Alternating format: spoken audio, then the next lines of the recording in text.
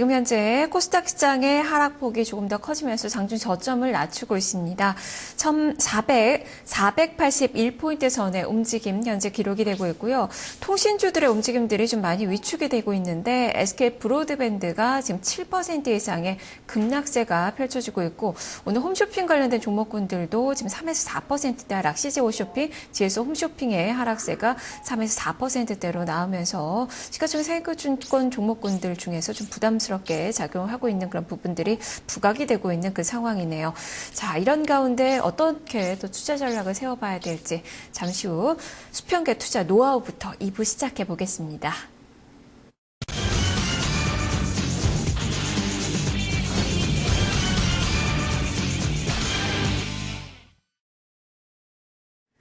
네, 수급 투자들의 평균 단가를 활용해서 전략을 세워보는 시간입니다. 신현식 전문가입니다. 전문가님 안녕하세요.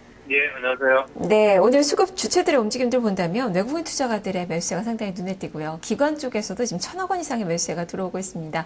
먼저 외국인 투자가들 어떤 종목을 사고 팔고 있는지 평균 단가를 분석을 해주시죠. 예, 오늘 외국인들 같은 경우에는 이제 가장 많이 팔고 있는 주식은 KB금융이다라고 좀 보여지고요. KB금융은 이제 뭐 32만 주의 외국계 매도가 좀 나오고 있고요. 가장 매도폭이 큰 BNP 파리바에서 그 매도가 좀 나오고 있습니다. 이게 제가 좀 잘못 썼는데 36,200원입니다. 36,200원대에 좀 매도가 평균 매도 단가 이용해서 좀 매도가 좀 나오고 있고요.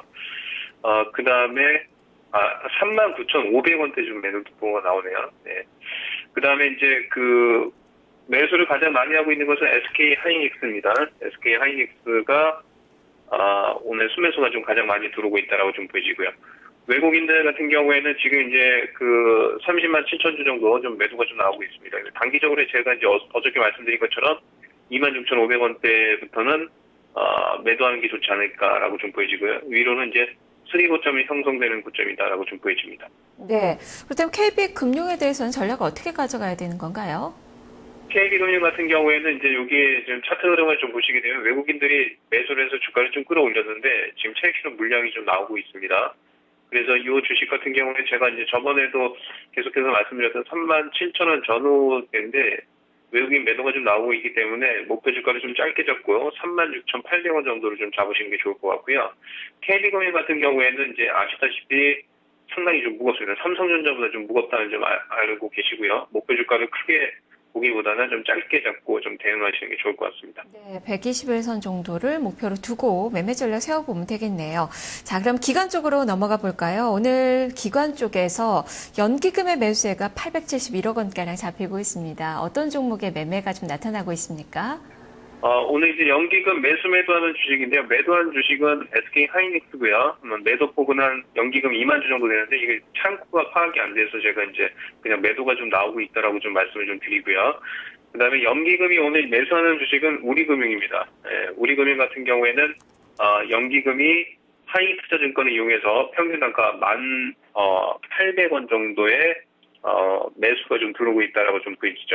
아까 이제 KB금융하고 우리금융하고 뭐 확실하게 틀리죠. KB금융은 별로 못 움직이는데 우리금융은 급등하는 흐름이 나타났죠. 요게 이제 대장이다라고 좀 보시면 될 것 같고요. 상승 탄력은 11,150원까지, 단기적으로 11,150원까지, 상방의 흐름이 열려 있다라고 좀 보여집니다. 그래서 11,150원까지는 보유하시는 전략이 좋지 않을까라고 좀 말씀드리겠습니다. 네, 오늘 뭐 금융주들이 많이 좀 등장을 하고 있는데, 뭐 우리금융의 경우에는 수급이 양 주체가 지금 외국인과 기관에 쌍끌이 매수세가 좀 들어오고 있다는 점도 특징이에요. 자, 그렇다면 이 금융주들 최근에 움직임이 해외 쪽에서도 이제는 반등 움직임이 나오고 있는데요. 볼만한 시기가 된 건가요? 지금 일단은 이제 뭐 주가가 저점에서 좀 많이 올라왔기 때문에요. 지금 단기적으로 들어가실 분들은 뭐 폭이 좀 제가 봤을 땐 크지 않을 것 같고요. 그다음에 중장기적으로 끌고 가기보다는 만약에 이제 금융주 섹터를 좀 들어가고 싶다라고 하면 대장인 우리금융을 좀 들어가는 게 좋고요. 단기 2박 3일 코스로 좀 들어가는 게 좋지 않을까 이렇게 좀 보여집니다. 그래서 지금 들어가봐야 이제 3% 정도 수익 내기가 좀 힘들지 않을까 이렇게 좀 보고 있습니다. 네, 일단 우리금융은 11,150원 정도까지만 좀 눈높이를 맞춰봐야 되겠군요. 다음은 투신권을 좀 볼까요? 투신권에서도 오늘 매수세가 들어오고 있는데요. 자, 어떤 종목이 좀 눈에 잡히십니까? 오늘 이제 투신권에서는 지금 이제 뭐 SK 하이닉스가 동부 창고를 이용해서 25,800원대 평균 매수 단가 이용해서 좀 매수가 좀 들어오고 있는데요. 뭐 말씀드렸다시피 이미 뭐 3고점이 형성이 되고 있는 상태이기 때문에 투신권이 매수가 좀 들어올 적에 비중을 단기적으로 좀 줄이는 전략이 좋지 않을까. 저는 뭐 이렇게 좀 보고 있습니다. 네, 뭐 SK 하이닉스는 단골 손님이라고 좀 할 수 있을 것 같아요. 이렇게 종목들 하나하나 이제 파악을 해봤는데요. 자, 그러면 오늘 마감 전략을 어떻게 세워봐야 되는지 수평계 투자 노하우에서 들려주는 마감 전략이 좀 다를 것 같습니다. 설명을 해주시죠. 일단 종합지수 같은 경우에는 지금 이제 흐름 자체가 5일선을 이탈하지 않았기 때문에요. 5일선을 이탈하지 않으면 우유 관점이고요. 5일선을 종가상으로 이탈하게 되면 그게 아마 1950포인트 정도 되는데요. 이탈하게 되면 주식을 좀 비중을 줄이는데요. 문제는 이제 그 지수는 올라간다고 하더라도 고점이 나오는 주식이나 매매를 해야 될지 말아야 될 주식들은 좀 매도를 하는 게 좀 좋지 않을까라고 좀 말씀드리고요. 오늘 이제 보시게 되면 좀 가장 많이 밀리고 있는 게 SK 브로드밴드 같은 거죠. 이런 것들은 이제 주가가 이제 기준선 라인을 이탈했기 때문에 매매를 해봐야 좀 힘들 것 같고요. 이런 것들은 이제 42,000원대의 기술적 반등이 좀 나올 수 있다라고 좀 보여지고요. 오늘은 이제 우량주 섹터에서는 금호성이가 가장 좀 많이 움직이고 있습니다. 근데 이제 제가 봤을 적에는, 이렇게 이제 RSI 고조지표가 70건 올라왔기 때문에, 지금 이제 이 주식을 좀 공략을 하시려고 하는데, 제가 봤을 적에는 이 주식 같은 경우에는 단기적으로 고점 주식이고요. 지금부터는 124,700원에서 128,000원 사이에서는 분할로 좀 매도하는 전략이 좋지 않을까라고 좀 보여지고요.